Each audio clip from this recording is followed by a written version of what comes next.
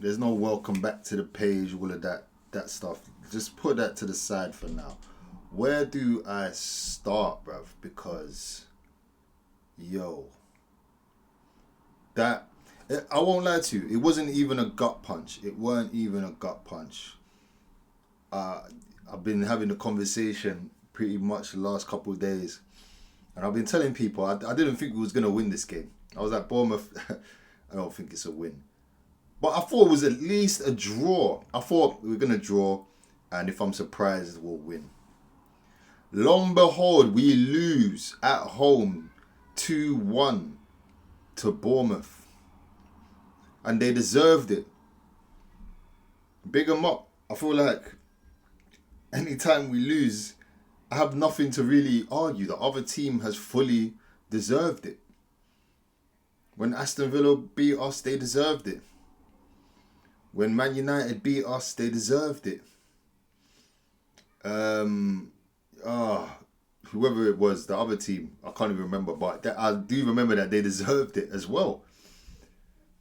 So, like, it's like I can't even be, not that I can't be mad, but it's like, damn, I can't even put it down to, the ref this, or missing this, like, dude, like, all it, like, no. They played better on the day, and they deserved it. Bruv, I felt like we didn't even, we hardly created anything.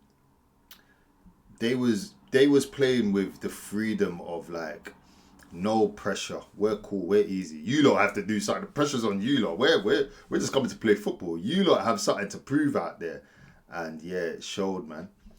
Arteta told the fans the usual stuff, and like people are like, "Yo, Arteta needs to stop doing this, trying to rally the fans because it's not working." But I'm like, bruv, he seems to have an idea of the games that we're gonna struggle in, because it's always them games where you will be like, yo, fans, I need you to do your thing, and then we end up struggling.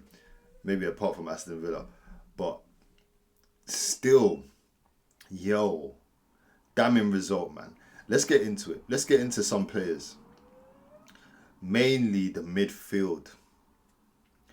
So, okay, before I start on the midfield, I would say defense, Raya. I'm never really too mad at them. I do think Ben White was a bit of a weak link, given that first goal. Again, it came just inside him and Saliba. Could he have been tucked in tighter? I don't know. But it got a little deflection of Saliba, and then Krupi puts it in. So it's hard to really judge the keeper and the defence on that goal, other than Ben White and Saliba and that little pass that went in between them. But what I will say is, big up Skelly as well. I actually think Skelly had a very decent game. And it brings me on to the midfield, because now I'm actually sitting back and looking and thinking, bro, why can't Skelly get minutes in the midfield, man? Why not? Why not? Before I was all on, Skelly's performances haven't been that great. He's still young. He needs to earn his right to play. But there's some people I feel have lost their right. Some players I feel have lost their right to play, man.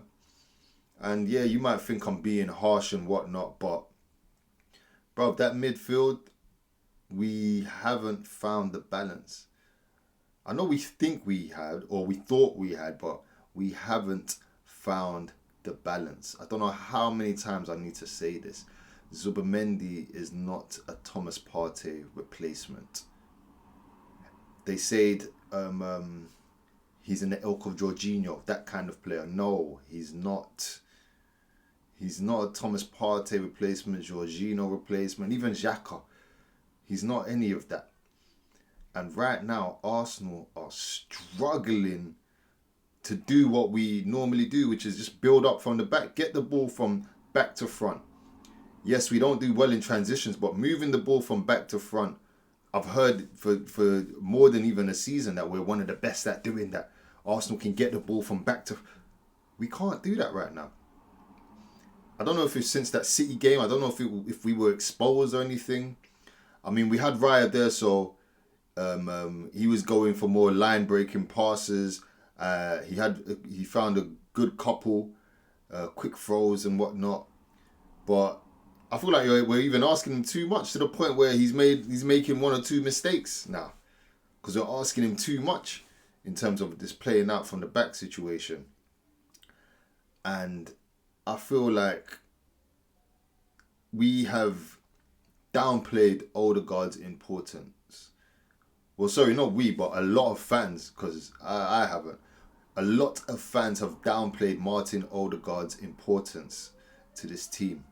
Literally, just in a press conference on Friday, Arteta was asked about Odegaard, and he was saying, "Yo, we need him. There's no one else that glues the team together like him."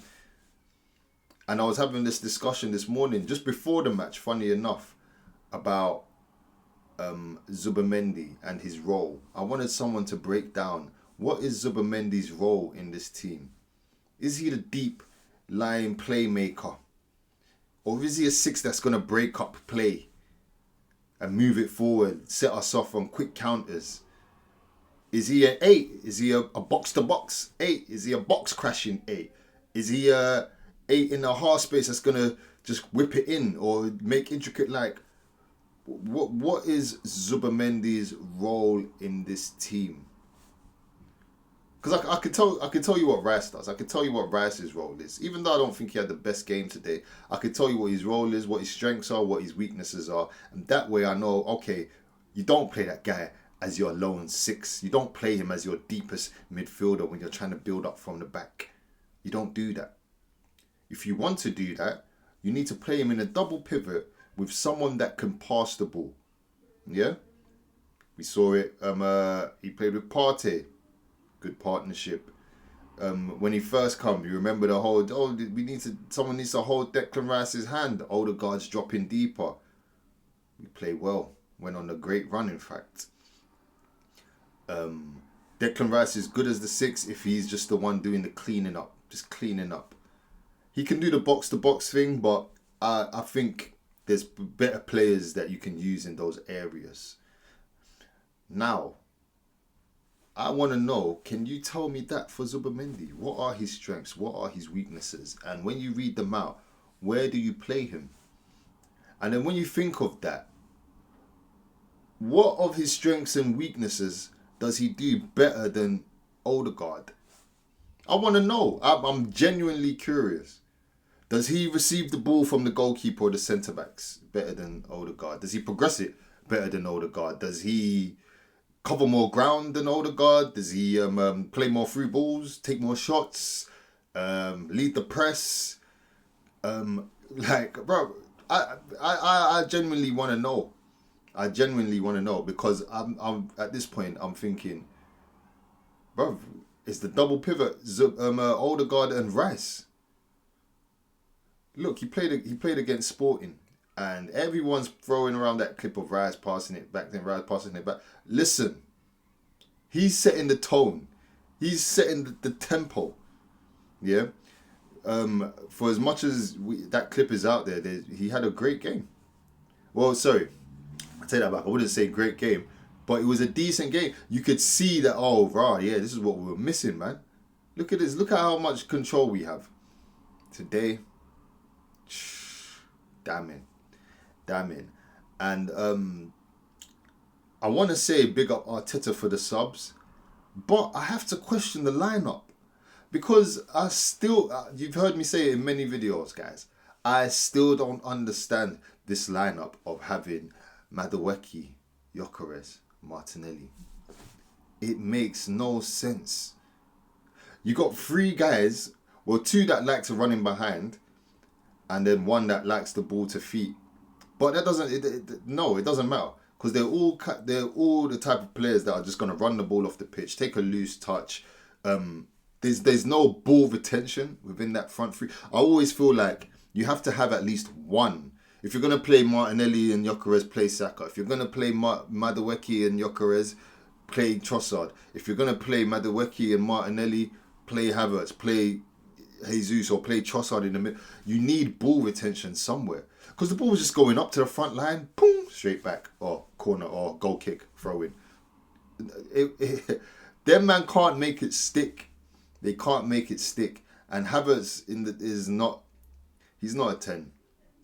He's better off just playing a supporting role as a striker. But then you lose a midfielder, and like I've already explained to you, the two midfielders left are not equipped.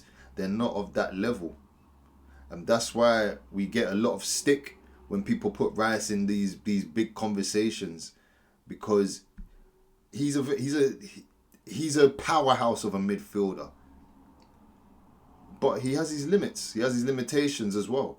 He has his limitations. This isn't something like Zubimendi and Rice are not Neves and Vitinha or Pedri and De Jong, where it's a two-man bop. Nah, that's not that. And it's funny because a lot of Arsenal fans complain about, entertainment, free-flowing football, all of this stuff. Yet the most probably entertaining, free-flowing guy, other than Eze, is probably Odegaard. And the most rigid guy is probably Declan Rice. So I don't know how that's happened, and we end up lauding one and trying to hound the other out of the club.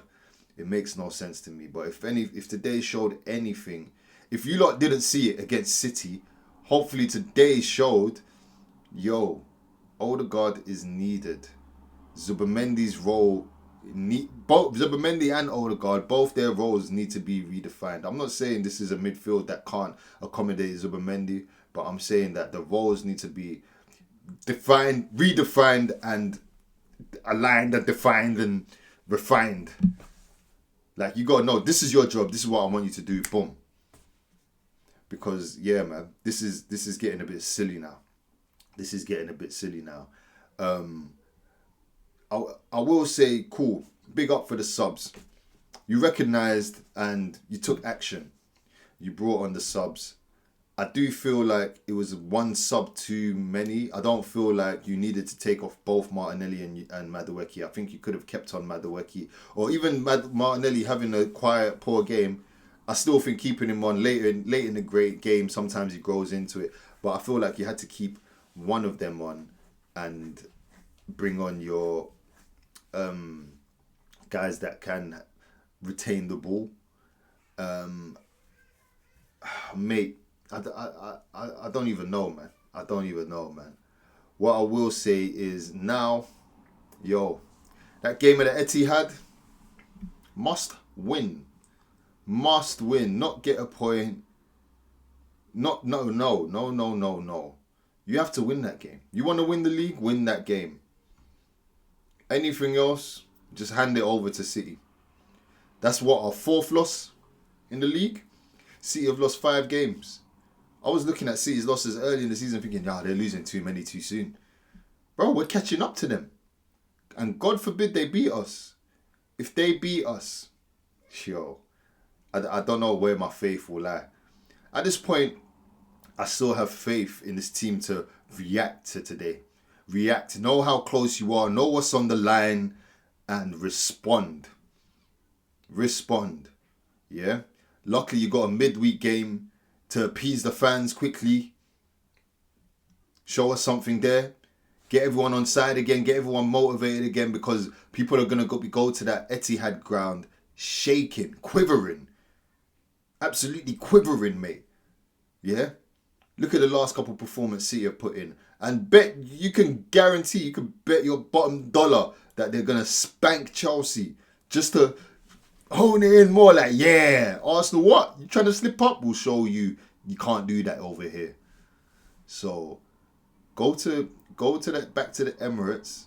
Give the home fans a performance. Yeah, I'm saying it now. A performance. Give them a performance, because they won't accept anything else. A dead 2-0 or 1-0 or 0-0, they won't. They ain't going for it. Give them a performance. Something that they can go to the Etihad screaming and shouting and arguing with the City fans before the game with chest. Give anything less, bro. They're going to be going into... Give anything less. They're going to be going into that ground meek. And all of that shit translates. It all translates. I don't care what you tell me, bruv. Oh, yeah, the players got to give us something. Yeah, cool. The fans got... It's two ways. Life imitates art. Art imitates life. Yo, listen. Give the fans something so that they can go in there with some chest. And that can translate onto the pitch. Well, I reckon against City, bruv. We've been like we've got a good record against City of recent till that Carabao Cup final. Listen, man, get this league over the line. Get this league over the line, because if we don't, the conversations that are gonna be had are scary, damning. Like I don't even know where we go from here, because they ain't gonna sack the manager. They ain't gonna sack the manager, but the fans will. The fans will. And when the fans start voting with their feet as well, all of that stuff, that's what got Wenger out. It's not all the banners. It's not top four. It's not nothing. It's the fans. They stopped showing up. And if that happens, which is very likely next season, bro, we get a loss and all of a sudden people are like, oh, who wants it? Like the sporting games on Wednesday. Guaranteed there'll be tickets available for that. You want a ticket? Shout me. There'll be tickets available for that. 100%. After a loss, bro, no one's trying to go to the Emirates. It's actually quite sad. But yeah, don't win this league. I don't know. I don't know where we go from here. What is it? Another manager just comes and takes over and automatically gets the best out of these players that all these ops are telling me are rubbish. These players, all these ops are saying, Arsenal squad ain't even that good. Arsenal squad ain't even that good. So what? Another manager's going to come and just make them good? This is Arteta's thing. He's built this. He has to see it through. He has to see it through. Yo, Sporting next, then the Etihad. Nothing less than 2 wins. Arsenal win that game, the league is yours.